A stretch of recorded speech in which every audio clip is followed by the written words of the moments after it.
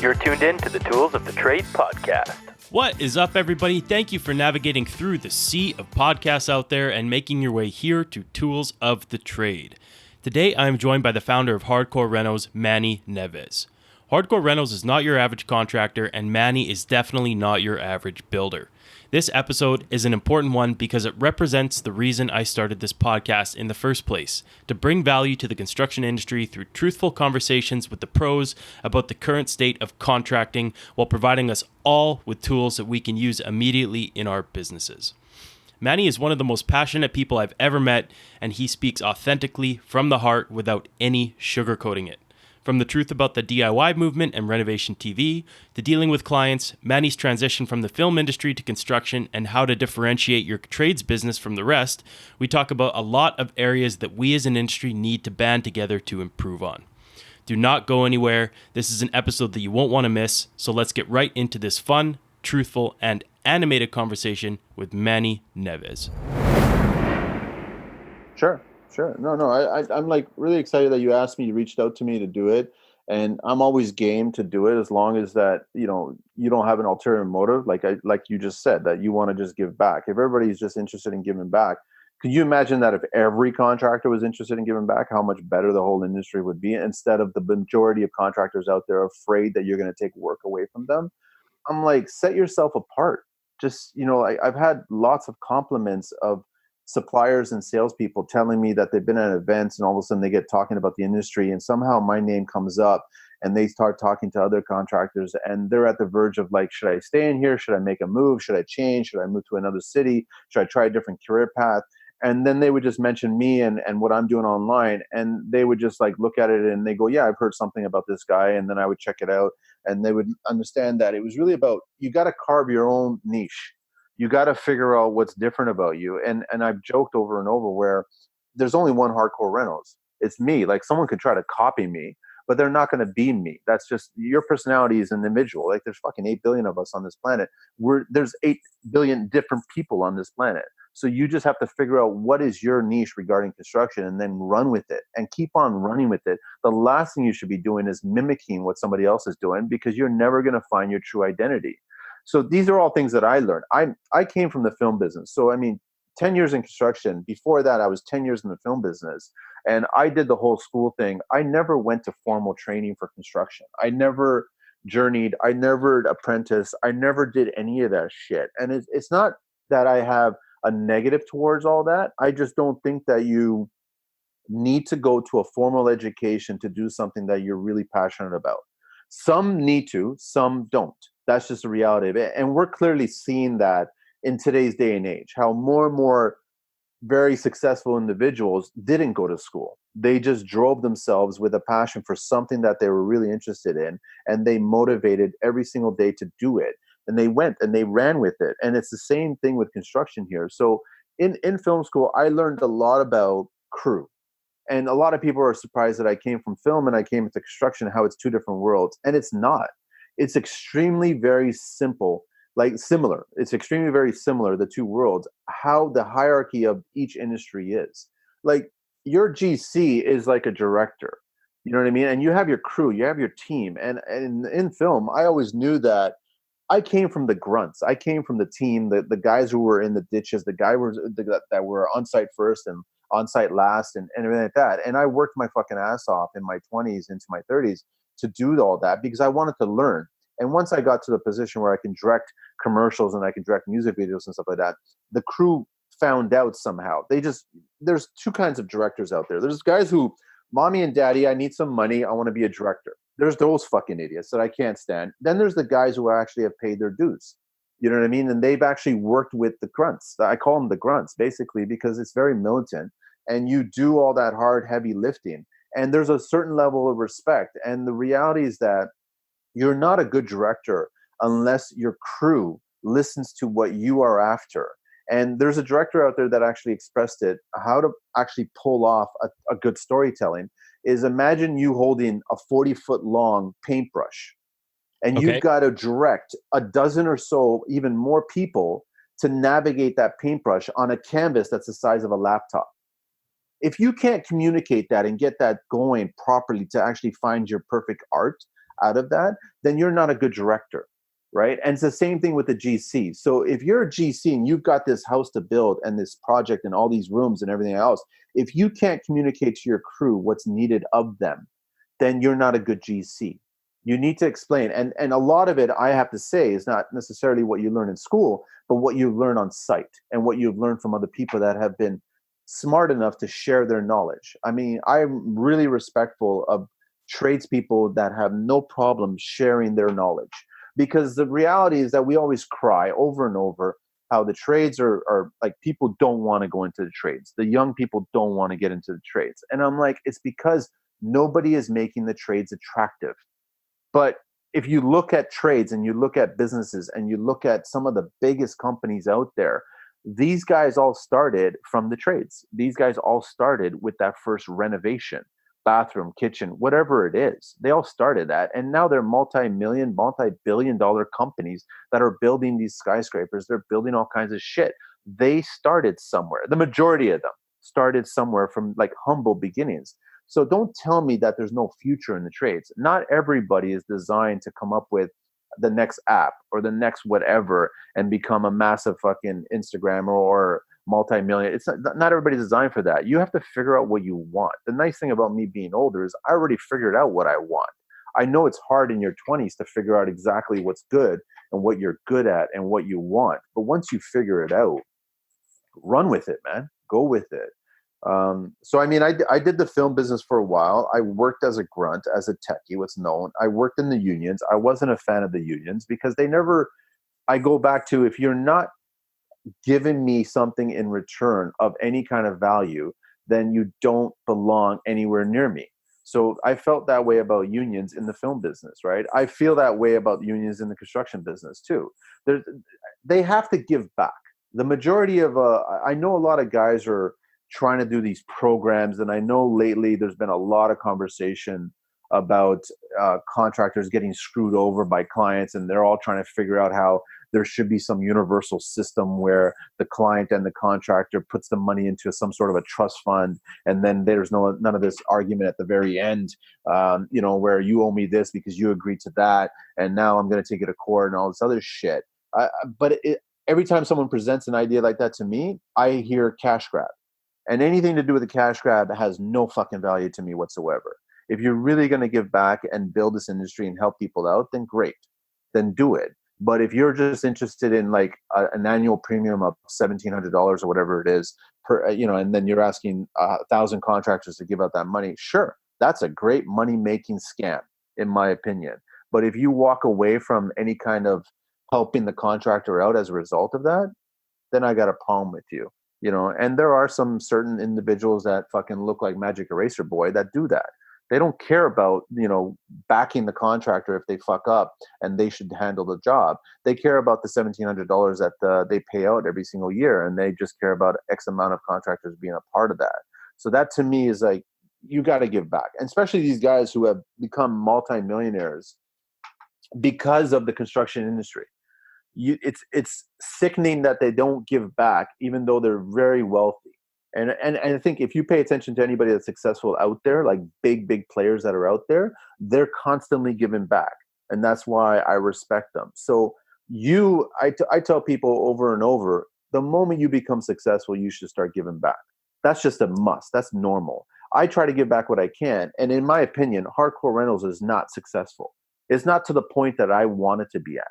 It still needs a lot more shit. It still needs a lot more.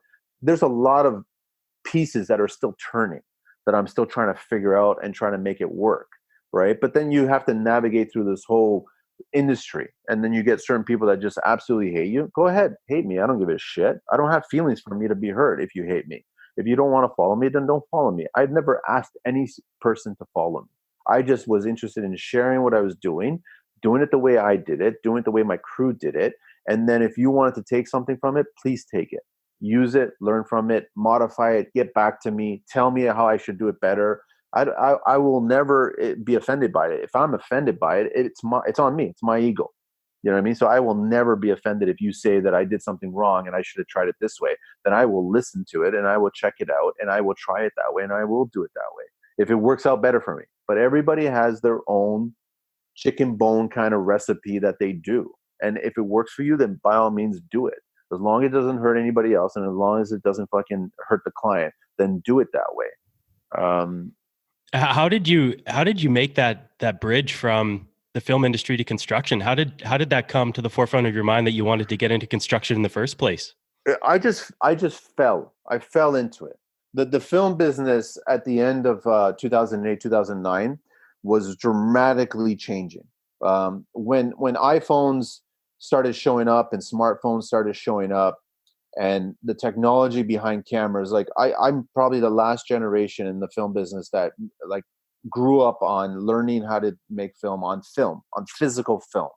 I still have cans of film. You know what I mean? They're garbage now because they weren't taken care of properly. But I still have physical 35 millimeter film. And today's day, it's rare. You know, I think it's like 5% of the movies that you see out there are actually shot on film, and they're shot on film just because those filmmakers are just so passionate about the medium. But the reality is that there's also another group of passionate filmmakers that are embracing the new mediums. So when the industry started changing and anybody can grab an iPhone and make a movie of whatever they wanted to make, that's when the industry started dramatically changing, and just things were getting to the point where like we have to get ahead of this, or we're just going to be left behind. And that's exactly what happened. Budgets just like shrunk to do a typical commercial. I went from working on commercials that were $350,000 for 3 days down to like $50,000 all of a sudden, almost overnight. So, and then the problem is back then, and I'm sure it's still the same way, every fucking kid wanted to be a director. The problem is that go into any film school, and every major school, every major city has more than one film school. And you got to think, how many Steven Spielbergs are in each one of those schools? If they are in any one of those cities, there might be one in that whole, maybe entire country. So not everybody was going to make it to that level. You had to figure out where you were going to go. So it was a hard uphill battle for lots. And funny enough is that I'm the only one out of my class that is still somehow connected and doing something in film. The way I brought my experience in film and working in the film business to construction, because back in 5, 6 years ago, 7 years ago, when I first tackled social media and construction, nobody was doing it. And my biggest hurdle was trying to get my message out there without using TV, because all the dickheads that were on TV were using TV. They still felt that TV was God, and they're slowly learning now that TV is no longer God, right? The web is God now. Right. So anything you can do on the web, that's where everything's at. And we all know this by all of us watching Netflix and streaming Amazon and Apple and Disney Plus, and everybody's just going these streaming versions now. Right. TV is fucking dead. It's the phone booth of like 50 years ago. And so it just changed. It just dramatically changed. But what I also learned is all these kids that were tech savvy and tech hungry with the new technology had no clue how to tell a story. So early on, when I went from film, because it got really slow, and when I was directing commercials, I would bid on one, 3 commercials, and I would get one out of every 3 commercials. But towards the last year of trying to get commercial spots, it was like a 1 to 5, 1 to 6. It almost got as bad as 1 to 7. So you're like bidding on 7 commercials and you're getting 1. It just made it very, very difficult. Then you're fighting for like ridiculous budgets. And I was just walking around Home Depot one day with a friend, and we bumped into another friend from old high school, right? And so that's about a good 10, 15 years after high school days. And I just started asking, what are you up to? And he goes, well, I've been renovating for a few years. He was going to be an architect. And he actually left being an architect. He did it for 1 year, didn't like it. He wanted to be more hands-on. So he started being a renovator. I said, that's interesting. I go, well, I'm not doing anything right now. So then we started working together. And then my whole mindset when we were working together is I kept on just making mental notes of how I would change the industry regarding TV. I looked at all the shows on TV at the time, 10 years ago, on HGTV, and I think DIY was just being introduced right now. And I was like basically picking out all the problems with all these shows and how they were lying about the industry. I wasn't even in the industry just yet. I was just a small taste of it, right? And I was like, I already knew how the industry rolled. My dad was a bricklayer, so I got a little bit from him regarding how the industry rolls, right? His perspective. He never got to the point of a GC. He was always a bricklayer, and he was always basically working at that level, never veered off to anything else. So I got his perspective, and then I got my perspective on what I saw when I was building things, handling clients and dealing with suppliers and all this other shit. Then I got the perspective from TV, and I was like, that's wrong. What they're saying is completely wrong. So I just kept on making a grocery list of what's wrong with TV. And I kept on saying, well, how would I change this? How would I do this? And going back to cold calls and salespeople and listening to how they try to get out of that rabbit hole, that's what I would do. I would just basically just pull my balls out and just make these phone calls and call these certain companies, big companies. And I would just say, I'm Manny from Hardcore Reynolds, my first year. And they were like, who, from where? And that's exactly the truth. I was nobody, and Hardcore Reynolds was nothing at the time. But I was making phone calls and treating it as if I was something, and my company was something. That's what it was. It was just the reality is that if you got on the phone and started speaking that way, you got to the next person. Then you got to the next person. Then you finally got to the person that you really needed to speak to. And I'm talking like I've done cold calls, and I've gotten to the point where I'm speaking to CEOs of 5-6 billion a year companies. You know what I mean? And they're like, well, who are you again? And then I would just pitch them. I would just pitch them the way that I learned how to pitch in the film business. And that's all it was. It was just a sales process where you came up with a creative, you had an idea, you pitched it, and you pitched it hopefully to the right person. And that's all I did. I kept on doing that. And then I started talking about social media. And 6-7 years ago, construction social media was nothing. Nobody knew what the fuck it was. Nobody knew how to connect. I joked even in some of my pitches when I was calling them, I don't even think contractors are using smartphones. I'm not even exactly sure. I picture most contractors at the time were using flip phones or battery-powered case phones. Yep. And it was just a joke. And then all of a sudden I just said, I'm assuming construction will evolve like any other industry. I'm assuming that contractors will have smartphones eventually, and they're going to start using them eventually. And because you were talking about the dinosaurs, like, could you imagine 7 years ago when you're talking to contractors, concrete roofers, everything like that, and they've got a phone device in their hand and they're actually able to connect to the web, answer any questions, ask it anything. They'd be like, that's unheard of. That's just stupid. That's never going to happen. All I care about is what is in my sandwich. You know what I mean? And Yeah. they just go from there. That's what the biggest challenge was. And what I learned in the first year is that I looked at the social platforms. Right. So I looked at Facebook, I looked at YouTube, and I looked at Twitter. I didn't look at Instagram just yet. I didn't feel Instagram. And I was ignorant about it because I looked at the demographic that each of these platforms were coming onto the market. And Instagram was being geared towards a late teens, early 20 at the time. It was. Facebook was being geared towards the 30-somethings. Right. And Twitter was the same thing as well. YouTube was always across the board. Anybody. YouTube was just a big mecca of something. The problem with YouTube was that it was a huge pond and you were such a tiny fish and you had to get your message out there. So how do you do that? So it became a challenge. So the reality is that everybody that got started on social media started with one follower. And so did I. But for whatever reason, when I started divulging really clear direction in my ideas on Instagram, that's when it started exploding. I took my video content that I created and I did it a certain way from my film background that it was intriguing and it was engaging. And I knew real quickly on Instagram, video was always going to surpass stills. People were always going to click on a video thumbnail instead of a still thumbnail. So you just basically use the analytics. You just figure out what was working, then you designed it. Then you fast forward, and then all of a sudden everybody started jumping on Instagram. And contractors were jumping on Instagram because it was the easiest platform to use, the fewest amount of steps to get your thoughts out there with the maximum amount of characters regarding your verbal thought. And that's why it worked. Twitter was limited. No video, 40 characters, right? Facebook, nobody really wanted to be on Facebook because they just didn't like the whole connection regarding family and everybody knowing exactly what they were doing. Way too many steps to get your thought out there. YouTube, they didn't have the know-how to set up cameras and get it going and edit it and put it in package and all this other shit. Instagram, you can grab your smartphone, shoot a video. At the time, it was 15 seconds, right? And then you can put 500 characters in there and express your thought. And then you can get 100,000 and so on, whatever, people listening to it. And it was great. But then this past year, Instagram was changing, completely changing. And I saw that coming even the year before that. I saw it's the evolution. You started noticing certain things were happening as a result of it. And that's like a couple of years back, it was actually 3 years ago, I first had the idea of doing my own podcast. I started thinking 15-second videos, 30-second videos, then Instagram jumped up to 60-second videos. It wasn't long enough for me to express a thought. Twitter was jumping on a little bit with videos as well, getting as high as 45 seconds, and then they started adding more characters. It wasn't right for that. My thought as well too. Then YouTube became a whole production thing. I didn't want to start getting into that whole world. So then I started paying attention to podcasts. Podcasts were basically surpassing everybody else. Radio was dying. Again, we're going back to the phone booth. And then I paid attention to what kind of construction podcast I wanted to pull off. And there was certain ways that I wanted to do it. And the funny thing is that I looked at the podcasts that were out there regarding construction, and I hated every single one of them. I felt, number one, right off the bat, they weren't truthful. They weren't real. They were skirting. They were being politically correct.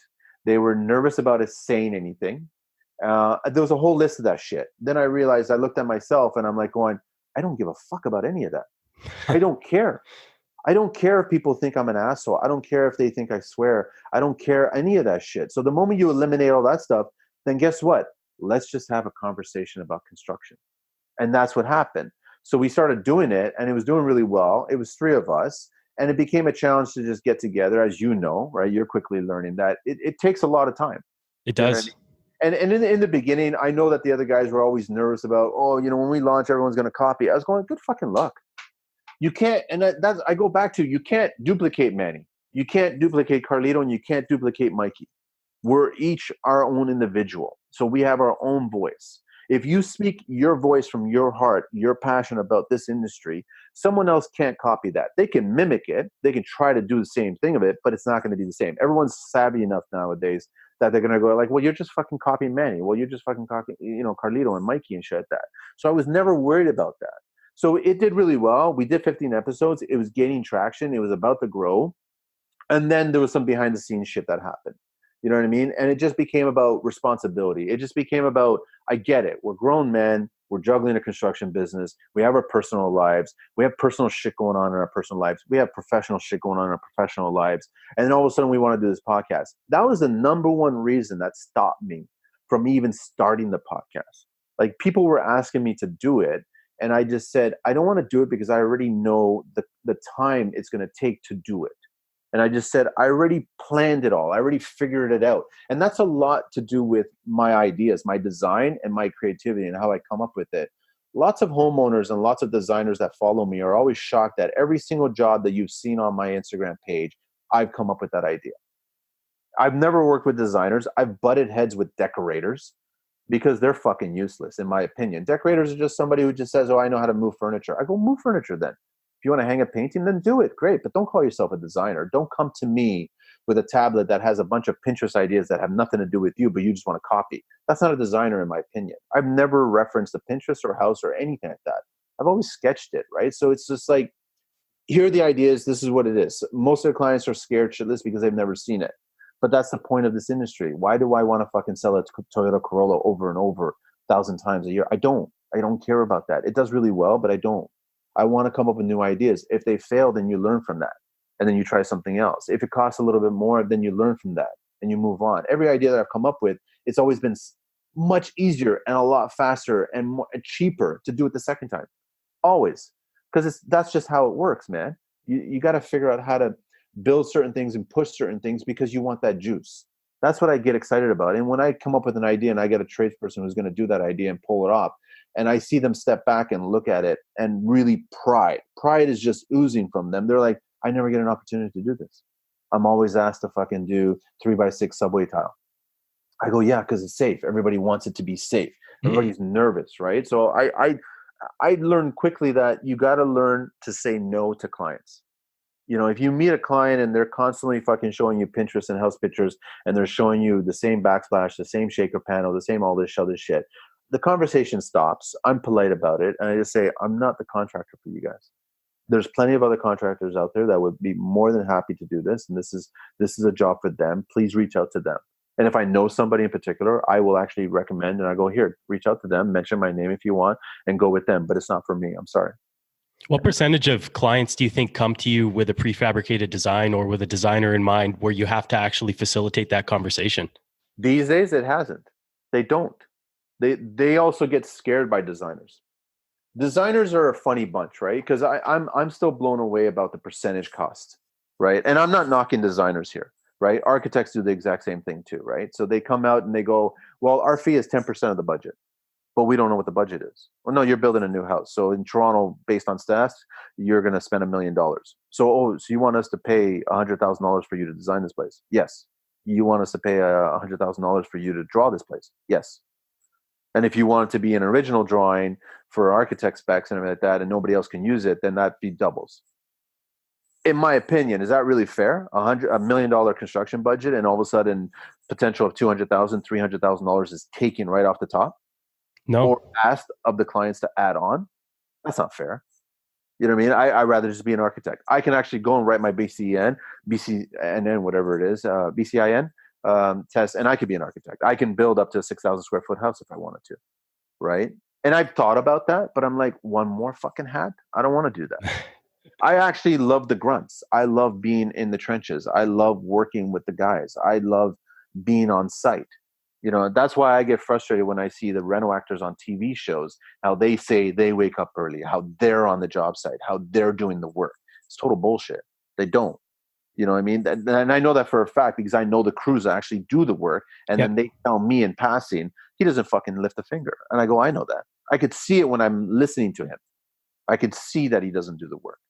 So don't tell me. I'd rather you just say I don't do the fucking work. Here's my crew who does the work. I'm really proud of them. And I do that over and over.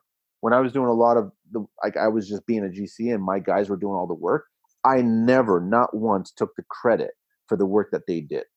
I may have taken the credit for the design and come up with the idea, but they physically did the work, and I've always given them the shout out. I've always given props out to anybody who's physically done the work. That's just a fact, right? Because I have a lot of respect for trades who actually do that work. You know, yeah. And I've seen it myself. When I had my own shop, we were asked to partake in one of those TV shows with a builder that we were tight with. And he said, you do me a favor. We got this small home. We need you to come in and wire it. But you can't come on Tuesday because they have a framing crew coming in for TV and they're going to stand a wall up and nobody else can be in the shot. And then when you look back at all of this work that went in and the beautiful end product, you don't see the Sparky, you don't see the plumber, you don't see the builder. You see some guy that came in with his shiny jeans on and his hard hat, and he stood a wall up, they hammered a nail in place, and then they hit cut, and then the build crew comes back in and builds it.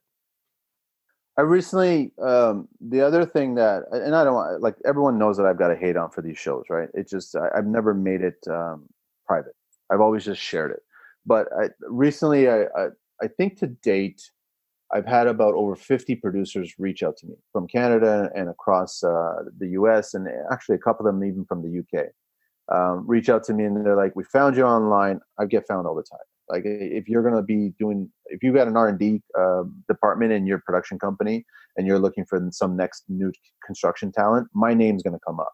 You're going to find me somehow on social media and you're going to see my shit. And I check all the boxes when they're actually looking for new talent. So that's why they reach out to me. The moment that we don't connect is when they start telling me that I've got to do what they want me to do.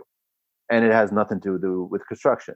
So I have a problem with them telling me that they want to make a construction show, but it has fuck all to do with construction. I go, so you don't want to make a construction show. You just want to make another scripted bullshit reality show, and you want construction just to be the backdrop. That's all it is. I'm not interested in that. I'm interested in a construction show, right? So recently, I think it was about 2 or 3 months ago, I had a meeting with a very big company with a very successful, they call it a construction show. It's fucking not, right? And I actually turned them down. And she just went vicious on me in email. I love it. The one thing you learn as you get older is you never respond quickly. You never. If you get a nasty email from somebody, don't respond quickly. Just like read it, smirk, absorb it, walk away. Don't respond. You just absorb it and leave it alone. Think about it for a little bit. Come back later that day. Come back the next day. Do not fucking respond. Learn this shit from the older guys. I'm telling you that right now. And same with text. You do not respond. You just read it and think about it. You have to absorb it. But this person, she responded so quickly off her phone with a very angry email, right? And I was shocked. I was entertained. I was amused. I showed it to a few friends, and I was like, just read this, man. This is entertaining. And all of a sudden, she expressed her thoughts, and all I said was I was very polite and professional about me saying, I'm not interested in working with you guys. I don't think it's a good fit. I wish you guys all the best. Take care. Goodbye. That was basically the gist of it, right? There was no profanity. There was no insults. There was no nothing, right? But then she responds with this really fucking nasty email, and I just left it alone. Didn't respond. 4 or 5 hours later, I get another official email from her laptop now. So she quickly responded off her phone as soon as she got it, within minutes, the first one. Then a few hours later, she responds with a more formal email. And this email now was a reminder of how big she is, how successful her show is. She reminded me that it doesn't matter that I don't think her show is a construction show, which I flat out told them that it's not. And then she says, we're in X amount of fucking countries where we have X amount of people watching this show. She constantly tried to remind me that she had a 50-50 split watching her show, which I said, you're full of fucking shit, in the meeting that I had with them. Because I said, there's no way any man in construction is going to watch this. I don't care if he's married to a woman who's watching this show. The man is not watching this show. You can't force men to watch a specifically geared demographic female show. You can't. That's just how we are. It just works that way. So she kept on reminding me of all this shit. And again, I didn't respond. I left it alone. And still to this day, I didn't respond. A few days later passed by, and me being the kind of person that I am, because I like having fun with this shit, I was really tempted to respond to her last email. And I was only going to respond with a link to Cyndi Lauper's True Colors video. That's all I wanted to do. And then I told people this, and everybody was like, don't fucking do that. But it's funny. I go, don't fucking do it. And I didn't do it. But that's how I would do it, right? So hopefully, I'm pretty sure we're going to probably cross paths again, because she's a big player in this business. Like a huge show, right? It's a shit show. It's fucking garbage. But, I'm sure one day we'll cross paths, and she'll probably see me, and I'll probably just sing True Colors to her, and I'll just fucking walk away. You know what I mean? That's the kind of shit that I deal with. So I just, like, my little piece of advice is that when you get angry, when you get upset, or when the client tries to fuck you, or they're trying to skirt the real issues or whatever, do not show any kind of emotion. Do not freak out. Do not raise your voice. Do not do anything that you know that you really want to do. Don't do it. Just listen, take it in, ask them to go, listen, can we discuss this later on? Can we discuss this tomorrow? Can we do this? Be polite, be nice. That's all I'm saying. Is like, I don't know if you're old enough to watch Patrick Swayze in Roadhouse, that movie where he's basically telling the bouncers, be nice. It doesn't matter if he calls you a name. Be nice. It doesn't matter if he calls your mother a name or anybody else in your life a name, or he tries to swing at you. Be nice. That's all it is, because that's going to drive them even fucking crazier. Just take it, listen to it, take off, absorb it, and come up with your plan in return. And it's not about being a vengeful plan in return. It's about being an intelligent plan. It's about figuring out exactly the best way to discuss this with this person. Otherwise, it just goes down a different path that doesn't work. And it doesn't work for both parties, right? So I see a lot of young guys that they do this. I saw this recently where it was a younger guy. He's the owner of a company, and something happened, and he just exploded in front of everybody, right? And you don't do that. You never do that in the film business. Like actors have done that sometimes, where they just fucking freaked out and they just made it a whole show out of it, and they started screaming at certain crew member or whatever because they may have fucked up or something like that. You don't do it. You actually just stop, you go off set, and you have the conversation. You keep it private. And it's the same thing in construction. You don't explode in front of other crew members. You don't do that. You basically just you walk off site, you have a conversation, you be two human beings discussing this. That's what you'd be. And then things go a lot better, because if you start freaking out and you start raising your voice and they start raising their voice, and all of a sudden this vibe gets out there, the same way that when you arrive on site, everybody's there early, everyone's excited, everybody wants to do the work. That vibe, that positive vibe is so valuable. That's what you want, right? But the moment that you turn that and start freaking out and raising your voice, cursing this and cursing that, that vibe changes. Now nobody wants to be there. Nobody wants to work. Nobody wants to be around you. You don't want that. You want people to go like, listen, Manny will never fucking fly off the handle. He'll never fucking freak out. He'll never do that. He'll listen to you. And I've had guys basically kill a saw, shoot a fucking air hose, damage this, damage that, break this, break that. I've had all that shit. I go, fine, it happened. So what? Let's figure out how to fix this. Okay, fine. That's the last tile. All right, good. Let me call the supplier. I'm going to go up right now and grab another tile right now. That's it. You just work the problem. That's what's important. You have to work the problem. Otherwise, what's the point? You want to be dramatic about it? Then fine, be dramatic about it. You know what I mean? I've seen my share of drama, and it's not. It doesn't serve a purpose at all. Yeah, cool heads definitely prevail. Totally, 100%, man. Yeah. So one of the threads that I keep feeling through your content and personally is that one bad contractor ruins it for the client, and one bad client ruins it for the contractor. So what do you think? What do you think that we can do as an industry to start educating not just the contractors, but also the homeowners, because their lack of education on the industry and comparing apples to apples quotes and getting professional companies in that are doing it invoice jobs and not cash under the table. How can we change that landscape for the industry to better educate everybody on the process that needs to be followed in order to execute a quality build? It's difficult because you're already walking into a situation where the client has been taken advantage of, or a friend of theirs, family member, has been taken advantage of. And you have a contractor walking into a situation where they've been taken advantage of, right? So you got two people walking into a situation that they both know they have the potential to screw each other over, but they still want to work together. How do you do that? Like, how do you do that? That's really difficult. That's why, lots of people were, I wouldn't say lots of people, a fair amount of people were surprised when I actually said in one of my rants on Monday that the clients are the dumbest people in the room when it comes to construction. And I'm sorry, but that's the reality of it. When you're getting your information from TV shows, articles, blogs, whatever, and you're not getting it from people who actually do it for a living, you're not educating yourself properly, because everything else you do, you actually get right from the horse's mouth. You speak to the professionals and you listen to the professionals. It's sad that the construction industry is the only industry out there where I feel more contractors are screwed over than homeowners. I feel. Because in the end, the homeowner knows they have a final bill. All the work has been done. There may have been some rough patches along the way. Then they start using those rough patches or anything you may have said or anything you may have done or anything that was a little late or whatever. They use that as leverage to renegotiate that final bill. That is not fair. You should not be allowed to do that. And the construction industry is the only one that you do that. You get a lot of guys who have, been to court, have done liens, have gone down this whole road, have tried to renegotiate, have been screwed over, whatever, have lost money, walked away, all this other shit. They start talking about how we should come up with a program, we should come up with a system, Renos shield, this or that, all this other shit. I go, is it really going to work? I don't know. Is it going to work?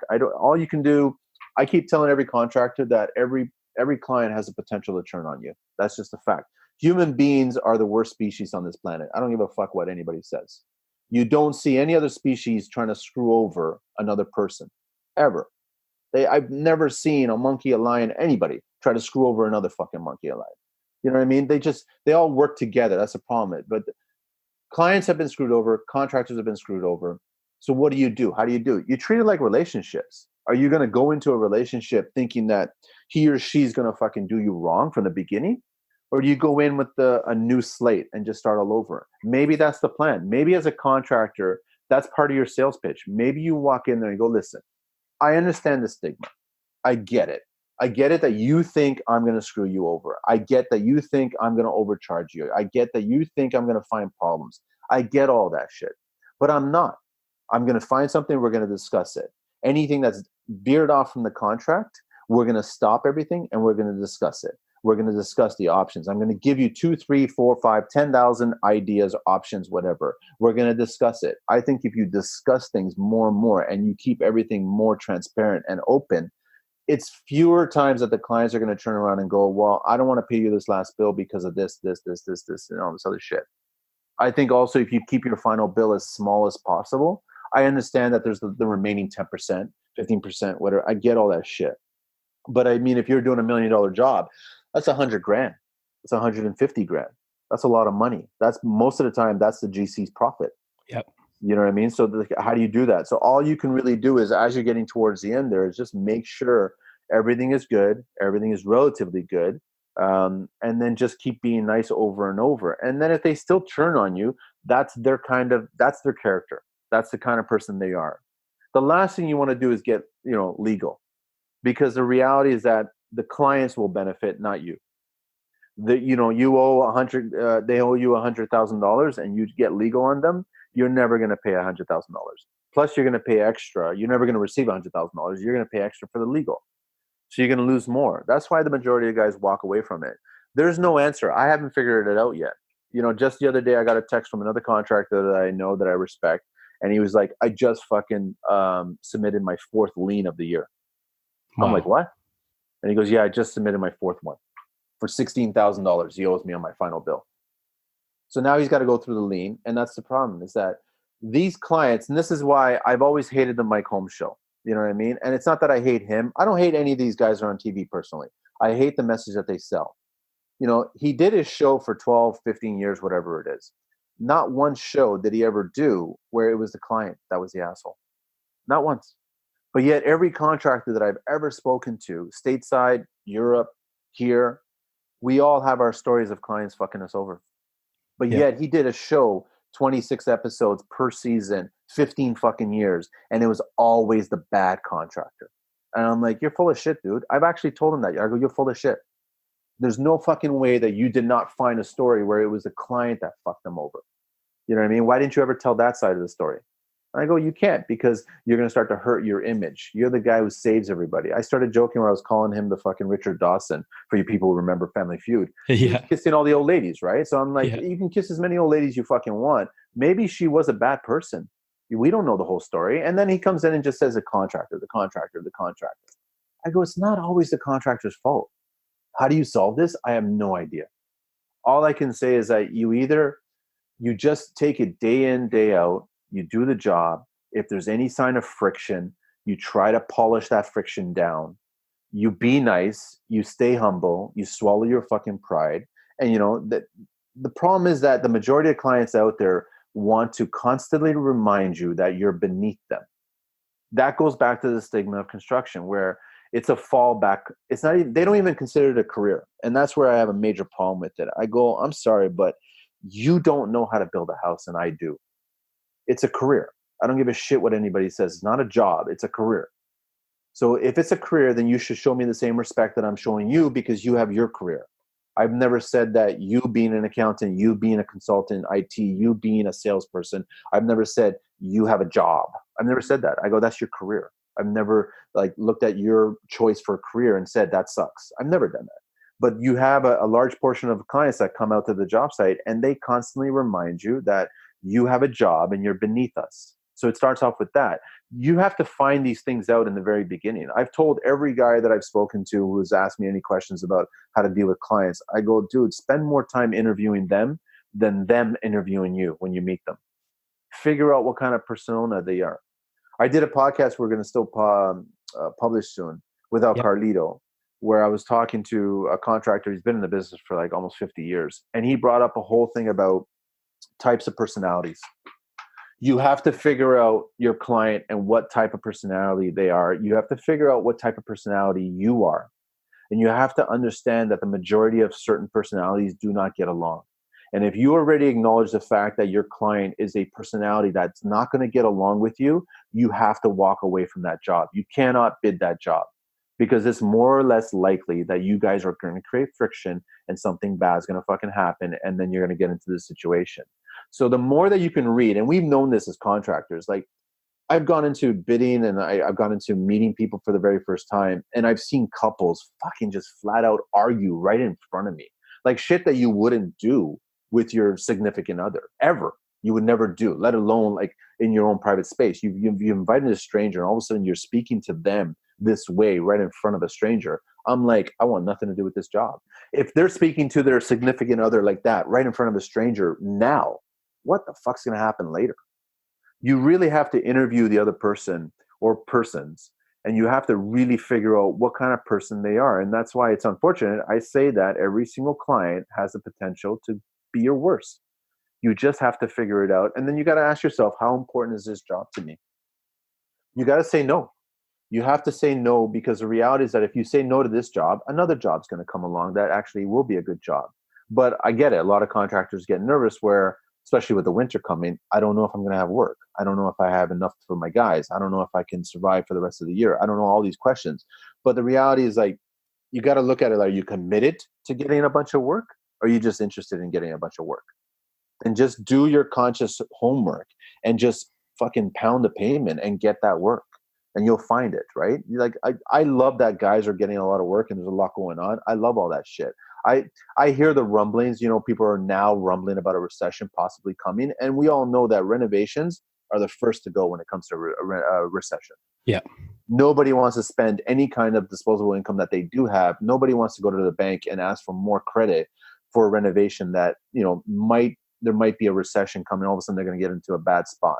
Nobody wants to do that. So they basically put the renovation on hold, which means that you're screwed as a business owner, right? So you just have to, goes back to you building a business that has enough staying power that people will still contact you to do work, and that's what you got to focus on. So you got to keep on pounding that payment to do that. And once you get approached by a client, you've gone through the interview process. How do you price your jobs in such a way that it's really clear as to what they're getting in the build, so that there isn't room for argument on the contract side of things as the project unfolds? I've done it. I learned quickly in my first year. I started paying attention to my HVAC, electrician, plumber. They were constantly giving me their quotes with a clear breakdown of every little detail. And I started thinking to myself, why can't I do that as a GC? I'm trying to figure out. And then it became the big question about, but what about the custom work that you do? I go, well, the custom work, you still, based on your experience, can look at something that needs to get done custom-wise. And you could give yourself a really good educated guess on how many hours, labor hours, is going to take. You already know what the material cost is going to be. So you can get pretty close, right? So I just looked at it like electricians and plumbers and HVAC guys, or, even bricklayers, they're doing it per brick. They basically break it down. The more you can break it down piece by piece. So if you're going to build an accent wall or whatever, and you've got this much material you need based on the calculations of how many linear feet of each piece is going to be, so that much, then you're going to do a mock-up and you're going to guess on, okay, the mock-up took me X amount. I need to create 20 more of these to create the whole wall. So it's going to be X amount. Then you present that number to the client. And hopefully you stay within that line, right? When it comes to more custom stuff, it's a little trickier. That's why I always tell everybody, come up with your final number, then add 10% to it, just to give yourself a buffer. Because your final number is going to give you a profit. You're going to make some pretty good money on it. But what if some reason it takes a little bit longer? Then that extra 10% will kind of cover that up, right?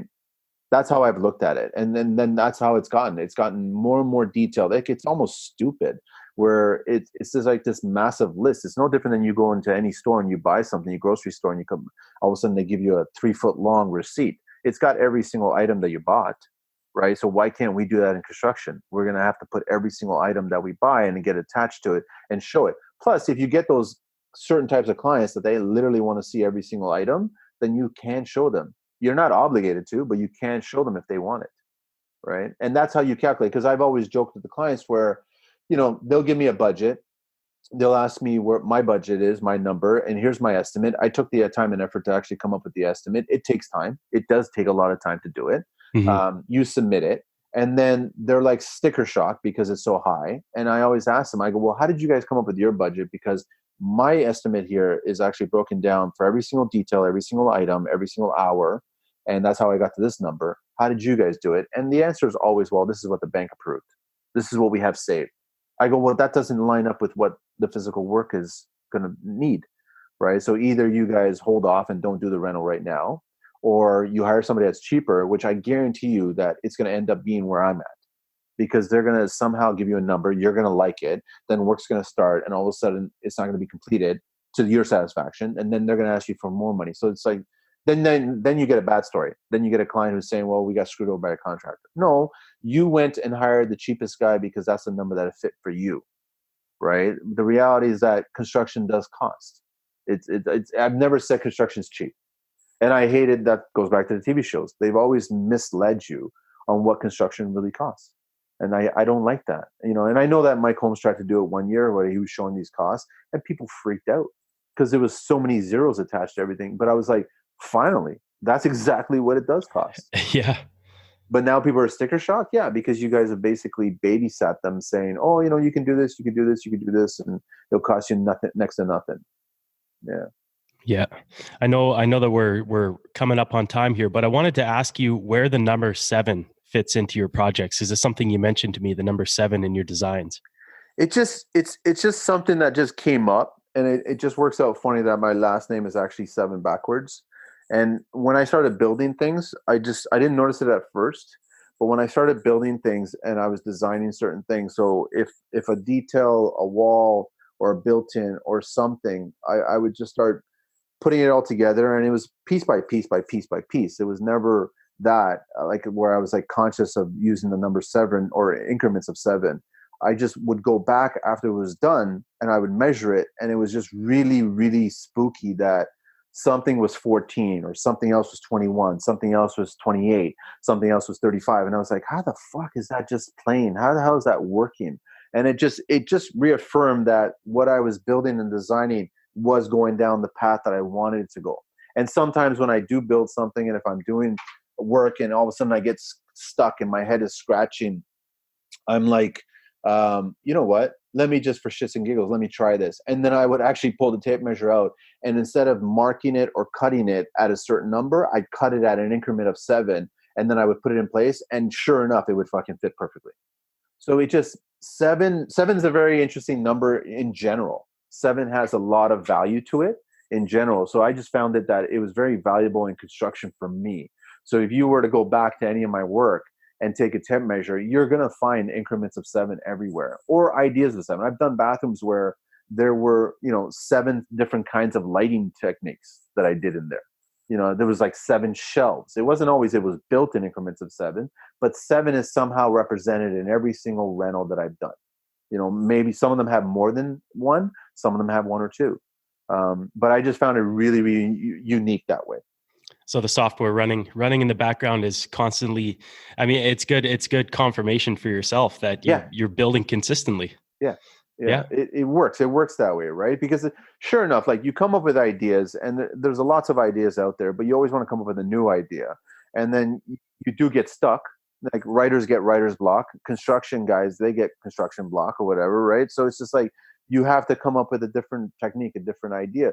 But it's really funny is that I did 4 linear drains for a shower, and everybody questioned, why the fuck are you doing that? And I'm like, well, the reality is that I didn't like the drain in the middle, and I didn't like the drains being on the side because I didn't like the angle slope to the floor. So I thought I want to make a completely flat, curbless floor, but for me to get water out of there, it needs to go to all 4 sides. So I basically came up with this idea of a flat, pancaked kind of pyramid. So there is a slight slope in the center, and it goes to all 4 sides, but you can't feel it. It's so subtle. It's like maybe 3/16, maybe at the most a 1/4 inch, but you can't feel it. But as soon as I was finished that, my first thought is I came up with another kind of drain setup that I wanted to do where you don't even see the drain at all. And I was like going, okay, well, that's fascinating, right? But that's what you want to do is you want to push. I first powder coated a Schluter linear drain. It was about 5 years ago. No, sorry. 5 years ago. Yep. I did it, right? And I went through all the bells and whistles, and nobody else had done it before. And then I tried to figure out how to do it. And I asked Schluter, I asked a bunch of other people how to do it. Nobody knew how to do it. And it was just last year that Schluter started introducing black drains. You know what I mean? Like even the same around the time, I think it was like 6 or 7 years ago, I was telling Kohler to start introducing black faucets. Everybody's wanting black faucets. Now, 2-3 years later, like 2-3 years ago, it's mostly black faucets out there. And I get it because people wanted to have different things, like polished chrome wasn't always a norm. So I'm always trying to come up with new ideas and try new techniques. And I was just on the phone yesterday with Simpson Strong Tie. They have a product that I saw 4 years ago. It's just starting to take off now. And I pitched them something, and I just said, I want to do this with it. And they're like, that's really fucking interesting. And I was going, I think it would be. And I actually think it would open up the market. And I think that people would want to mimic it and try it. And they're like, yeah, we totally agree with you. So that's what I'm currently working on right now, because I like looking at certain companies that are coming up with product lines, and then they're asking you not necessarily to use it for their primary source, because these companies are great on designing these things, but they're not so great on applying these things. You need the boots on the ground again. You need the grunts. You need the guys that have their hands dirty, and the girls in there that are actually using the product and trying new ideas. You need them. They're the ones. Like Fast and the Furious became a huge hit, and cars started being redesigned because of that fucking movie, 12, 13 years ago. And now you're seeing these horrendous fucking pieces of shit cars out there because they're taking mainstream Toyota Corollas and doing it. But it all came from those high-end supercars and little techniques. Why can't we do the same thing in construction? Why can't we take a product that's designed for an outdoor application, specifically for a structural or some sort of application, and why can't we take that and use it on an interior application for a decorative purpose? Why can't we do that? Of course we can. And then everybody will be asking, well, how the fuck did you do that? Once you figure it out, you divulge it, you share it, and then everybody else can try it themselves, which is great. I want them to do that, but I want them to also think about a new way that they can do it and figure out how to do it. That's where you get that excitement, that vibe again. That's what that, and when I don't get that, when I get people who come, I know I get a lot of flack from the US guys because they fucking love White Shaker. I can't stand White Shaker. And I just keep on asking, what was it before White Shaker that everybody was doing? Because White Shaker just sucks. And I think it's fucking done. And I think something else should be done. And when I start walking into IKEA and I start seeing that there's 20 other versions of cabinetry doors that are not White Shaker, then it starts to make me feel happy, because I know White Shaker's on its way out. White Shaker will always be used, but it's not going to be a primary anymore. And I start seeing guys that are doing kitchens that are like, you start seeing the polished, glossy black. You start seeing the matte, super matte black. It's just like you start paying attention to this. I got my first motorcycle 20 years ago. My first and only motorcycle I ever got. Okay. 20 years ago, I wanted a matte black helmet. 20 years ago, good luck on trying to find a matte black helmet. I had to get one from Japan. That's the only place I found a matte black helmet. Nowadays, everybody has a matte black helmet. And now I actually ride with a glossy black helmet.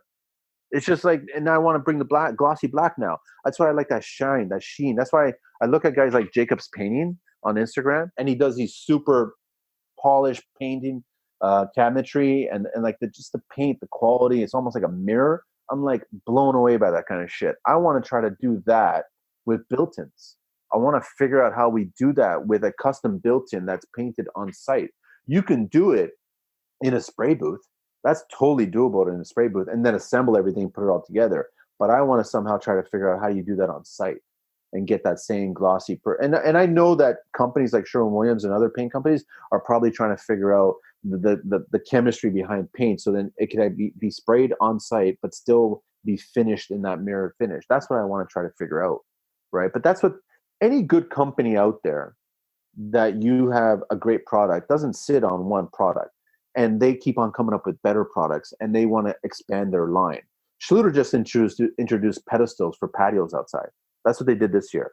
This is a waterproofing company, and now they're introducing pedestals that are leveling and also on an angle, and you can interconnect 2x2 stones, and they'll sit on there and no problem. And if any stone breaks, you can just take it right out, put a new one in. And I'm like, that's pure genius. So if these companies are not one-trick ponies and coming up with one-trick product, and that's the only product you buy from them, and they coming up with a whole line so you can buy more products, why can't you take your construction business the same way? Why do you have to build 20 shaker style kitchens every single fucking year? Why can't you try to convince a client to push, try something different? And it's not, don't do it to expand your portfolio.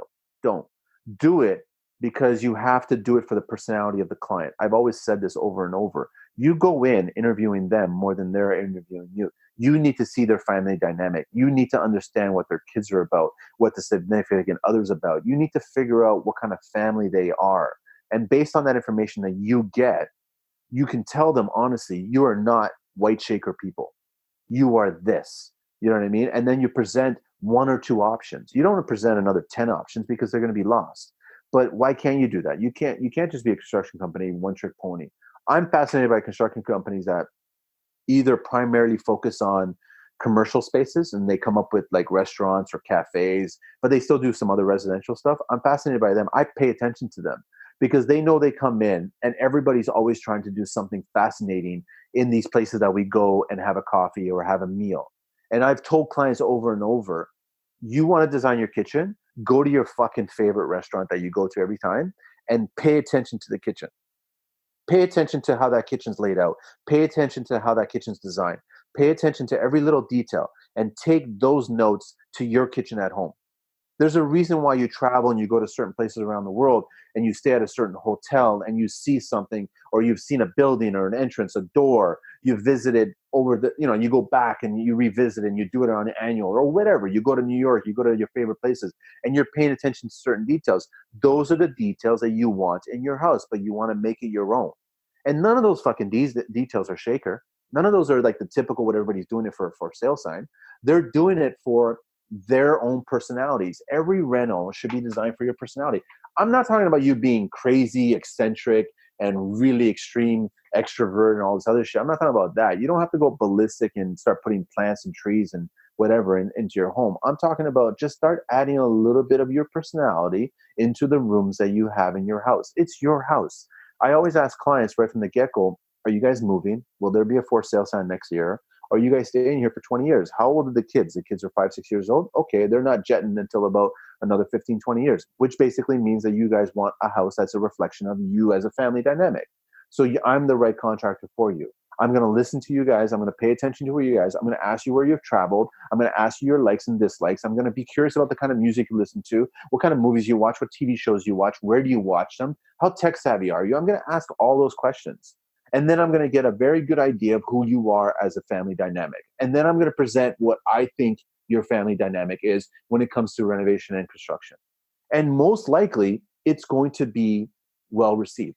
They're going to smile. They're going to be like, this guy is paying attention. This guy understands. He gets where we're coming from, right? So, I mean, today, the consult that I did today, first question out of their mouth, it was a kitchen rental. We wanted to actually design around the work triangle. And I just flat out said, what the fuck for? The work triangle is not applicable today. Nobody's lives are designed or work triangle. I just joked with them. I said, do you still go outside and use a phone booth? Nobody does that. So why do we have to design a kitchen around a work triangle? I need to know how you guys come home with your groceries. I need to know who comes home with the groceries. I need to know where do the groceries go. I need to know how you guys cook. I need to know who is the primary cook. I need to know family dynamic, family functions, birthdays, parties. I need to know how do you guys interact as a family. I go, every question I just asked you right now in the last 20 minutes has nothing to do with the triangle. It has everything to do with your family.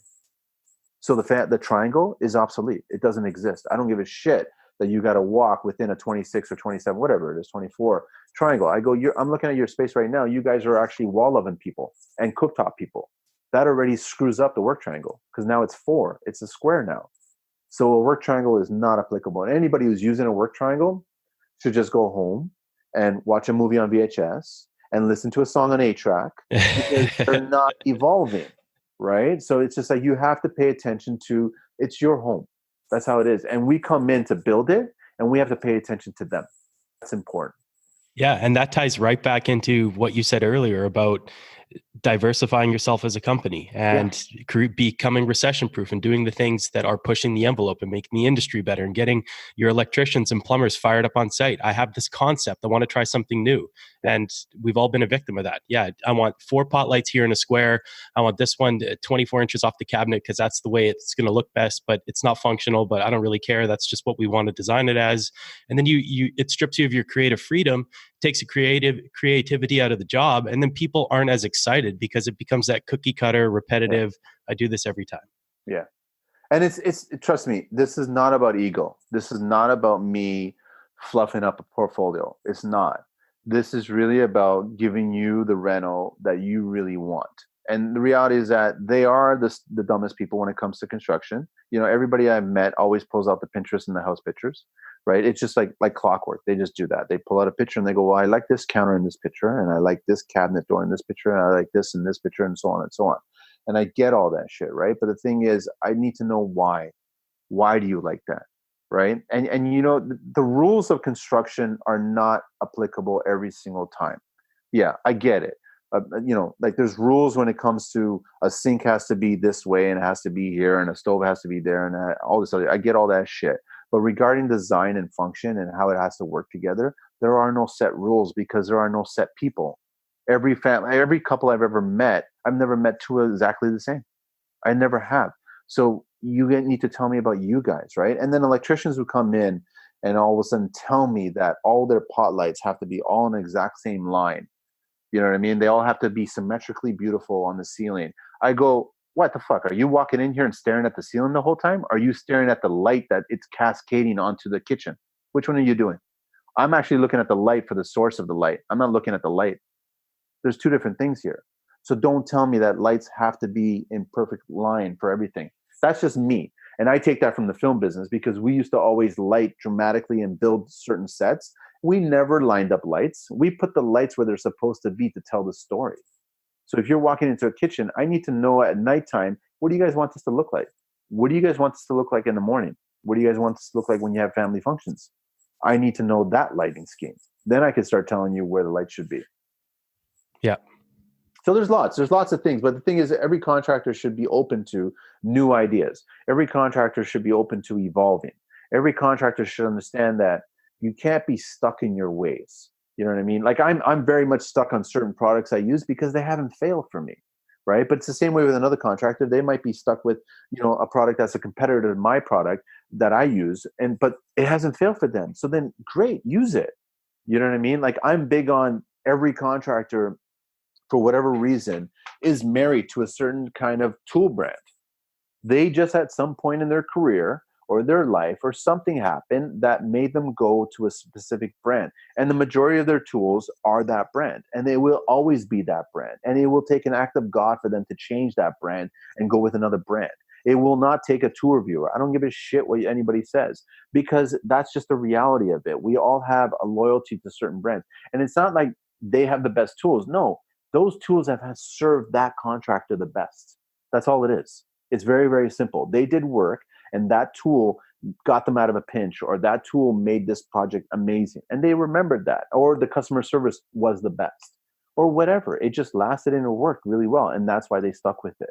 But that's I paid attention to all these guys. So I look at European guys and you can't convince them to use DeWalt. They just refuse to use it. They're Makita and Bosch guys. That's just how it is, or Metabo or Fine. That's just how it is. It's reality. So you have to use what you have, but you also have to evolve. It's really important. You can't be stuck in your ways. I get that building, it's pretty much the same. 2x6s, 2x4s, whatever, brick and veneer and siding. I get it. It's all the same.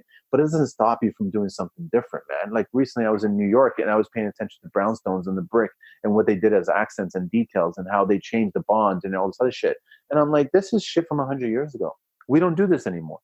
Why don't we do this anymore? Because people get nervous. They don't want to spend the time or effort doing that. But what if you did have a bricklayer saying, listen, I will charge you X amount extra if you wanted me to do this little detail underneath this bay window. I think it would be beautiful. And guess what? That actually becomes such an important detail for the front of the house. And everyone takes notice of it. And then all of a sudden it becomes more unique. Why would you want to be in a row house and all of a sudden everybody's house, like you go in the suburbs and you sometimes you miss your driveway because you don't know which house is yours.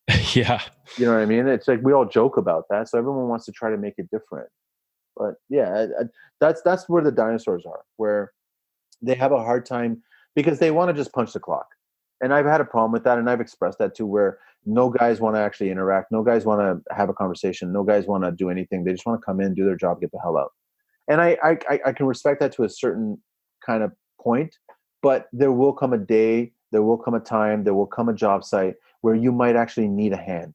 You might need someone to give you a hand. You know what I mean? And why not make a friend or two or be nice or, whatever, and just maybe learn from somebody else. I love seeing, tile guys asking trim guys questions. I love seeing plumbers asking electricians questions. I love seeing all that shit.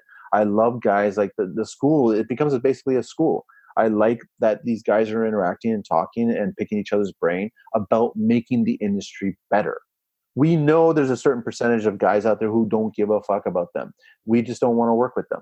That's all it is. It's nothing personal. I don't care about that. Go ahead and continue doing the work where you're doing on those job sites. But on my job site, I want everybody to get along. I want everybody to have fun. I want everybody to do a really good job. I want everybody to be proud of it. I want everybody to learn.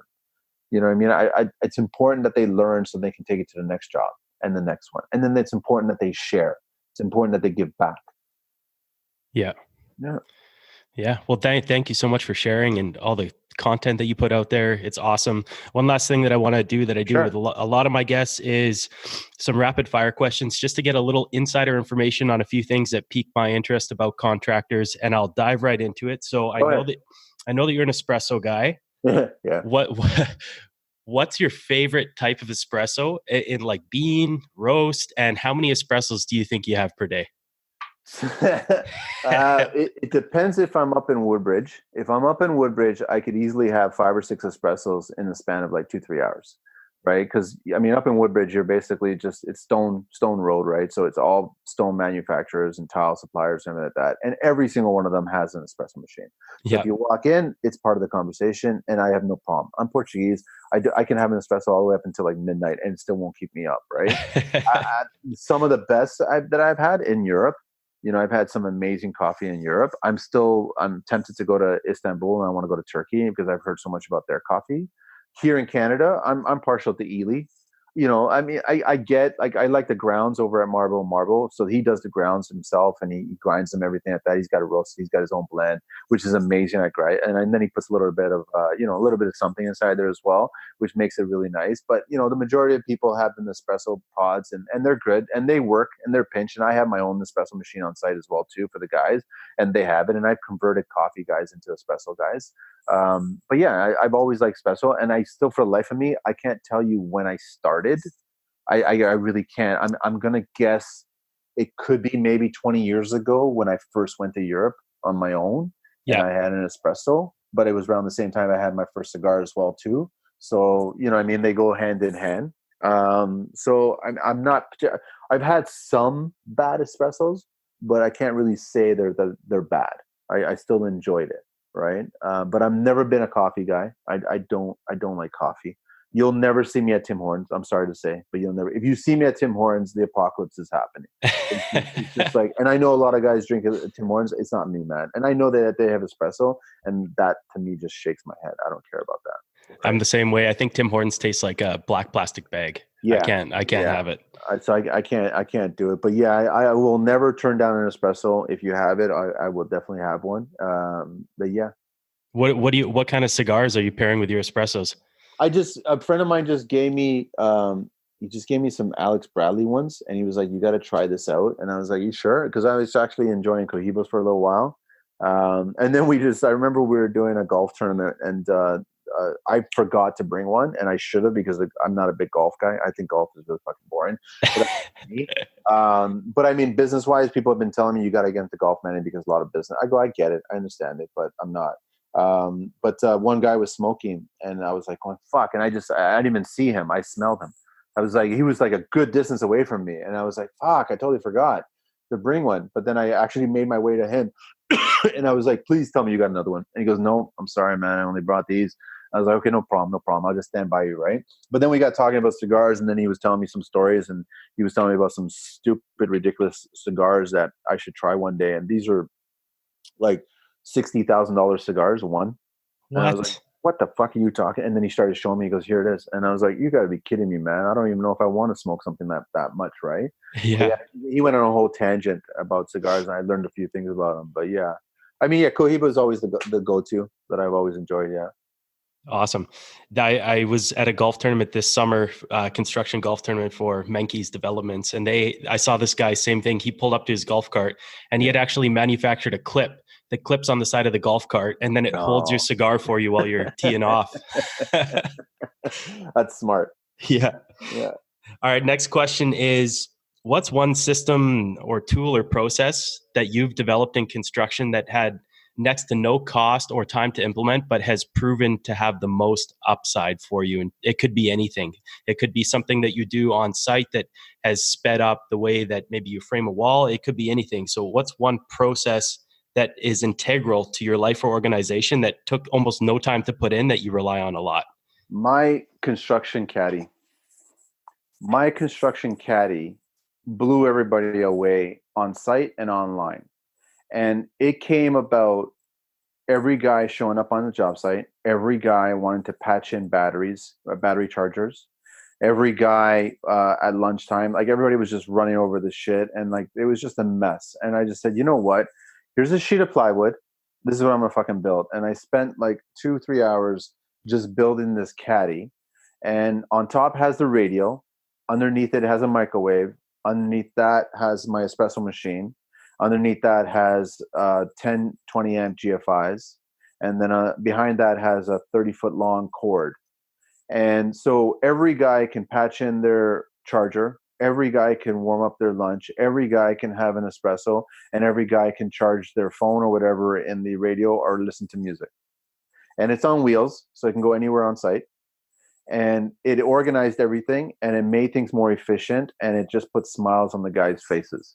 And No kidding. That's like the dream for somebody coming on site to have something like that. That's it. It's like, where do I patch in? I'm like, right there, man. Right there, right there. And then we're right. Well, can I warm up? Yeah, right there.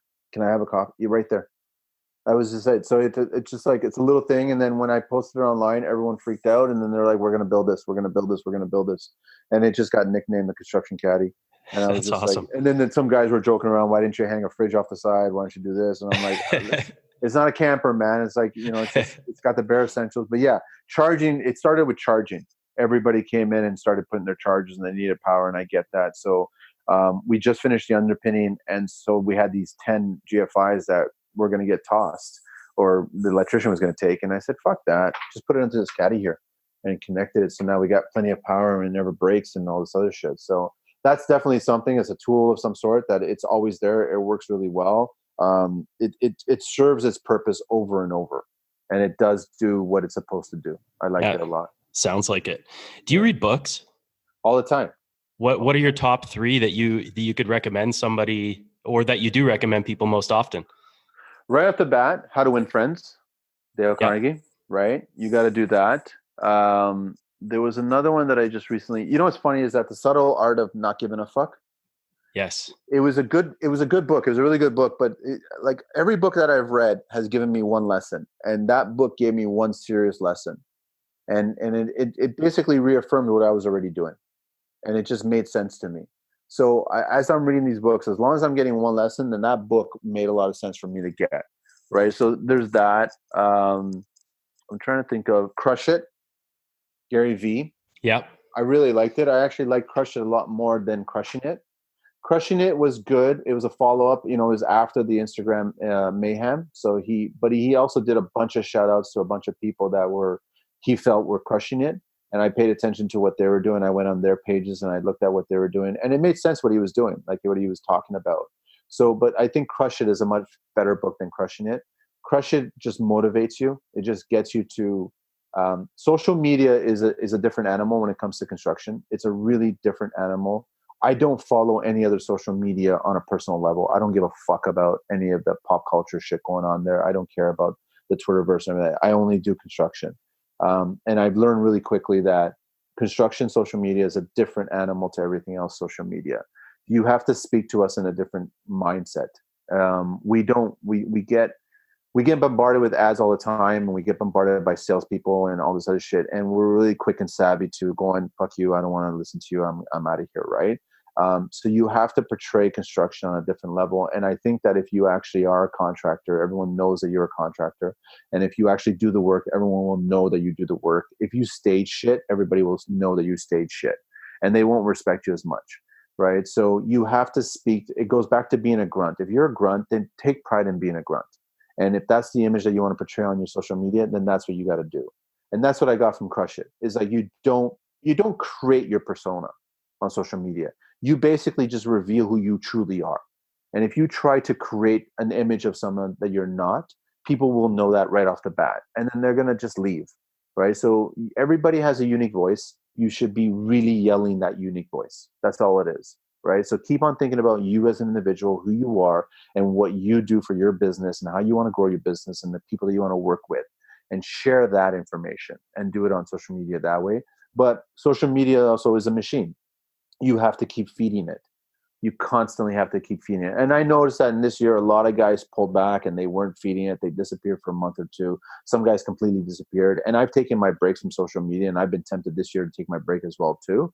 But if you want to get that voice out there, you have to keep on feeding that machine.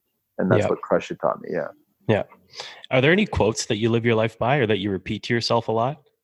There's lots. I mean, I recently found there was a whole mantra thing that I came across, something to do. I don't even know how I found it, but there's 11 things that I say every morning.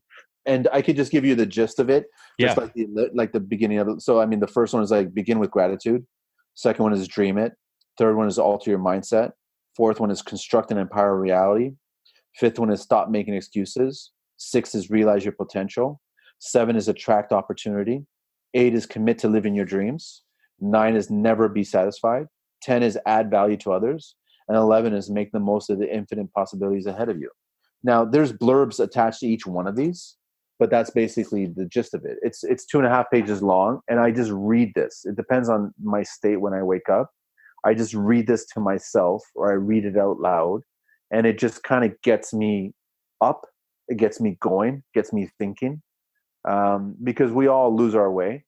We all bang our heads. We all have shots taken at us, and it's the human nature for other people to push you down. And that could be family, that could be friends, that could be coworker. It's just human nature. Humans do not, for the most part, like seeing other humans succeed. Only a small fraction of humans actually like seeing other people succeed. They want people to fail. It's sad. It really is sad, but that's the reality of it. We all saw this in social media, how in the very early days, 4 or 5 years ago, there was a cluster of everybody started at the same level. And then all of a sudden, within 6 months, everyone started having their own individual voice. And that cluster no longer became a flat line. And you started getting some peaks, and certain people started jumping up. And then the trolls came out and started pushing people down. And I'm like, there was no reason to do that. I've never said anything negative about anybody to push them down. There's no point in doing that. Right. And if someone's saying shit about you, then I don't give a fuck. Go ahead and say it. You don't know who I am. And the small group of people that I actually respect in my life and I value their opinion didn't say anything that you said. So I don't believe your shit, and I believe their shit. So yeah, I think it's important for you. I don't know how I came across these 11. I think I may have just been doing a search myself, and I came across this. Funny enough is it may have come across in a men's health magazine of some sort that I came across, and all of a sudden they started telling me, these 11 things that you should pay attention to.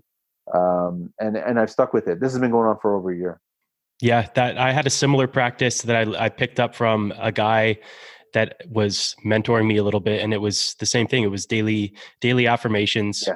I posted them on the mirror in the bathroom. You wake up, you're brushing your teeth, you read it to yourself, and it just sets your mind right for the day. It does. I want to start designing, like the next bathroom that I'm working on. I'm making it the most tech savvy bathroom ever. There's a lot of products coming out into the market that are all becoming voice activated and digitally connected. And I feel that there is a market that wants to get into the shower, and they want to learn or reaffirm themselves, or they want to just motivate themselves to start the day better. And so if you can get into a shower and not just absorb the sound of the water and actually sound something else. This is all coming back like 20 years ago when Kohler had chromotherapy and light therapy and all this other shit. And then when you read an article about how Bill Gates runs on a treadmill while he watches instructional videos, educational videos, it makes sense. So like, why do you want to hear the hum of the treadmill when you can actually be listening to someone educating you something with something new, a language or something like that? So why can't you do that while you're in the shower? We all take showers. They're all 15, 20 minutes, whatever. That's 15, 20 minutes that we can be doing something that's going to better our mind. Right. We all are going to get older. And the reality is that we're all going to maybe lose some of our mind. But why can't we just keep our mind sharp? And I've always thought in construction, it's nice to have the wheels spinning all the time. If you're always trying to problem solve and figure out something else, because then you're just pushing some future problems later on a little further away from your expiry date. So it's just like, keep your mind active. That's what I paid attention to older guys when you start speaking to the guys in their 60s and 70s and 80s, that they try to keep their mind active, and that's important. So if we can do a tech, everyone's doing tech, everyone's talking about heated towels and all this other shit. I go, you know what though, but nobody's exercising the mind. So we need to be exercising the mind while we're spending time in the bathroom, also in the kitchen. I got a guy that I've got to get you to have a conversation with out of Vancouver. He's very low key on Instagram, but he runs a company called Siaco Homes, and he builds one at a time. They're monster homes. They take 5 to 10 years to finish, but Oh, wow. he has the most tech I've ever seen in a house. Just a quick example. This house is overlooking one of the inlets in Vancouver, and it's got automatic sunshades that roll down over the balcony, but it's also got a wind monitor on the roof. So when the wind picks up past a certain kilometer per hour, it automatically rolls the windows up. Nice. He's got hidden speakers. His bathroom is crazy. TV's coming out of the ceiling. It's a little over the top, but he's got some very out there ideas, and he has the same concept that you do in terms of listening to the way the client lives. Yeah. Like, you don't have to open the dishwasher with a handle. You just knock on it with your knee and it opens up. Yeah. And that's where it's all headed, right? If you really want to start paying attention to what's going to start getting filtered down to mainstream renos, is just pay attention to what the extreme luxury places are doing, right? Because 10 years ago, having heated floors in your bathroom was not the norm. And now it's the norm, right? So now we've got, integrated mirrors that are connected to Alexa. And so you can actually speak and learn what the weather is like, what the traffic is like. That's becoming the norm now. So this is all coming, and we all want that. We all want this voice activated, this all life kind of changing. You go into a room and it's basically suited to you, and you want to just basically speak. But I also think that once you leave one room, you go into the next room, it gets reconnected again that way. Speakers, music, what's going on. If you're listening to a podcast, you want to leave the shower, listen to a podcast, come into the bedroom, continue listening to that podcast. You're like, I love that you can start watching something on Netflix in one room. All of a sudden it's time to turn into bed, but you don't want to go to bed just yet. So you want to grab your iPad, and now you continue watching that same Netflix show in bed for a few more minutes and then go to sleep. You know what I mean? So it's just like the mind, it just keeps on going. You need to figure out how the George Jetson house of the future is happening. It's going to be that way. They're showcasing it now. It's too expensive for the mainstream, but it will become mainstream soon enough. When building code is asking for, electric car chargers and panels in the garages, and it's all coming to OBC soon, like that tells you that most people are going to start considering electric cars and things like that. So you got to start thinking that's going to start putting a lot of strain on the system. So now you got to start thinking, well, we need solar panels, we need, solar shingles, we need all this other stuff. You need to reserve power. You need to have this and that. So standby generators, all kinds of shit. All that shit is happening. You have to factor that in, and it has to be part of your budget now.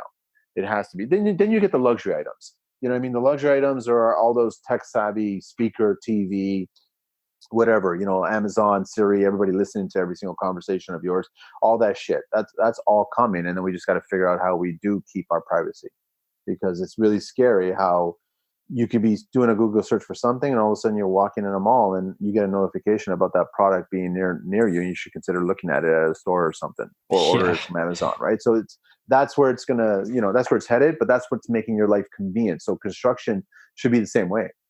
You should be able to, if a client wants something that they saw halfway around the world, you should have the ability to find that product and get it here to your client just as easy. You should. You shouldn't be stuck with having to go to your supplier and only choose ABC. You should be able to have every fucking alphabet letter options out there to get to your client. You should, right? Especially in today's day and age. I love finding, stuff that is halfway around the world, and you order it and it comes. And now you're using it, and it doesn't matter. Like it's just because it's not on a store shelf right now, but yeah, it's accessible through your smartphone, through your laptop, through everything. That gives you ideas. That's why I'm like fascinated. IBS to me, I was going to IBS for the very first time in KBIS like 10 years ago. I went by myself on my own dime, and I went to go to the show, and I checked it all out. But, after a few years, it became the same thing. And then even last year, it's just become the same thing. And now it's just like a social media party. Everyone goes there. And I'm like, I still go there to talk to the brands and shit that. But now I'm more fascinated with talking to guys in Finland, Sweden, Italy, Australia. I want to know what the fuck's going on there. I want to go to there. I missed Circe this year in Bologna. Bologna is a beautiful town. If anybody's familiar with Bologna, you got Lamborghini and Ducati there, right? But they have one of the biggest tile shows out there that they just finished. They just wrapped up at the end of September. And it's an amazing tile show. And I saw lots of posts from certain people that I follow. But Europe is, because I would consider Europe the center, because they're so close to Asia and they're so close to North America. And so they basically have a lot of beautiful ideas coming out. And you want to see what's coming to Canada, because unfortunately Canada is the last stop when it comes to this stuff, right? And I want to get that stuff to Canada sooner. It's not, I don't want to compete against the US, but US has got this old mindset where they think all the great products come from the US. And I'm like, wake the fuck up. I'm sorry, but it's not. It's not, man. You want really great products? You look at Europe, you look at Asia. That's where great products are coming from. Yep. For home, for construction, right? So it's not North America. Is there anything else that you want to leave people with to ponder before we wrap up here? If you're in this business, if you're in any business, I guess there's two kinds of people out there. Either the kinds of people that just punch the clock and go to work and they do that. And there's that joke where, most people die at 7 or 25 and then they get buried at 75, right? If you want to do that, then by all means, have fun, take care of that. I've never been that kind of person. And everybody I've met in construction that I've gotten along with, they've never been that kind of person. If you really are passionate about building, and you want to get into construction and you want to build passionately, then do it. Like, do it to the 10th degree, right? Don't get discouraged by stories that you've heard or experiences that other people had. That's their experience. All you can do is try to educate yourself so then you can either learn. I'm not asking you to make the same mistakes that I made. Hoping that you won't make the same mistakes. I learned from those mistakes and now I'm sharing those mistakes. Hopefully you make other mistakes and you learn from those mistakes. But hopefully you can take what everybody else is offering out there, make it better. Just take it and make it better. I've had guys come up to me, tell me that they left a career in this field and they went into construction because they kind of saw some of the stuff that I was doing and they were really passionate about it and they felt that they wanted to do it. And I was like, that's nerve-wracking to me that you left, you got a family, you got this, and you left a really steady job, steady income, steady everything to get into construction, because construction can be a hard career, but it can also be a very rewarding career. All you got to do is just navigate it properly, right? So all I would say is listen to everybody that's willing to offer some information and take what they tell you with a grain. You know what I mean? Just take what you can from them and learn from it. And then I also say, reach out. There's two things that me personally, I was never an extroverted kind of kid in school. I was always the quiet kid. But when it came to filmmaking and when it came to construction, I was always at the front of the class and I was always with my hand up. So you just need to first figure out what you want to do. And if you're passionate about it, ask every single question possible. And just ask as many people. What's the worst they can do? Not answer you, not reply back to you. Every single person that's reached out to me, I have answered them. I've gotten back to them. There's only been a handful that have been disrespectful and assholes, and I don't respond back to them. But everybody else, like 99.9% of people have reached out, asked me a question. And I answer them to the best I can. And to ones that the questions were even longer, I scheduled a phone call. And I gave them whatever I told them my experiences. And what they did with it, that's on them. So I would just say that it doesn't matter. You're in construction, you're in dentistry, you're a car salesperson, you're whatever you do, just do it to the 10th, man. Just be as passionate as possible, because there's no sense in living a life where you die at 25 and you're buried at 75. You might as well try a bunch of things. Sure, you'll make mistakes, but then you learn from them and then you move on to the next one. That's wisdom right there from Hardcore Renos. Where can people find you right now? All over social media at Hardcore Renos, on the website at hardcorerenos.com. You can also find me on theconstructionlife.com. You can find me on the podcast, The Construction Life. It's on iTunes, it's on Spotify, it's on Google Music, it's on the two websites. You can email me at manny@hardcorerenos.com. And you can see me on my van if you bump into me or whatever, right? So yeah, there's lots of places to try to track me down. But I still have my private life and I keep my private life. I bumped into people when I'm just out and doing my own thing. And everybody has been very respectful, which is great. I think that they know that we all have our lives, but we also want our privacy as well too. I don't consider myself a celebrity, but if you've got a question to ask, please come up to me and ask the question. I'll answer it the best I can. All I can do is answer what I've experienced, what I know. And if I don't know, I would tell you I don't know. I'm not the kind of person who's going to say, I don't fucking know. I'm not the kind of person that says, no, this is how you should do it. No. If I don't know it, I don't know it, man. That's just the reality of it, right? I don't know everything. I told you, I never want to be the smartest person in the room. I just want to be surrounded by smart people so then I can learn from them as well. And they learn from me. Manny, thank you so much for coming on, man. Colin. Really I'm going to link it, to everything in the show notes for everybody listening so you can find what Manny's up to. Check out the Manny Mondays on YouTube. They're awesome content.